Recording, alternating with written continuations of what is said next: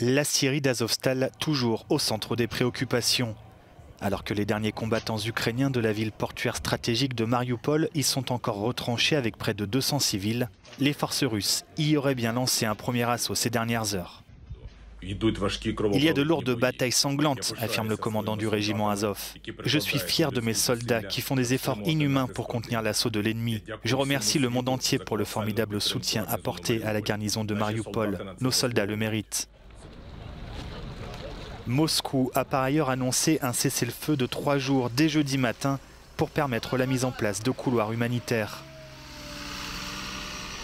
Les derniers civils bloqués dans la Syrie sans nourriture ni médicaments espèrent enfin quitter cet enfer pour rejoindre, comme d'autres ont pu le faire ces derniers jours, la ville de Zaporizhia.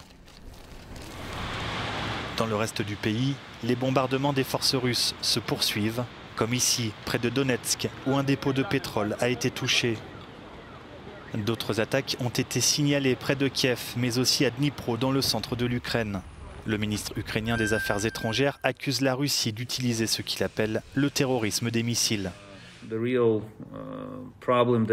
vrai problème qui fait qu'aucun endroit en Ukraine n'est sûr, ce sont les missiles. Les missiles russes tirés à n'importe quel moment de la journée, dans n'importe quelle direction, sur n'importe quelle ville en Ukraine.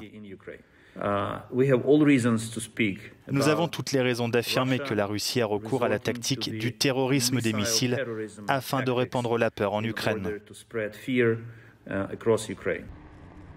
De son côté, le Bélarus, qui a servi de base arrière à la Russie pour lancer son invasion, a annoncé le début d'exercices militaires, affirmant toutefois que ceux-ci ne constituaient pas une menace pour les pays voisins et pour l'Europe.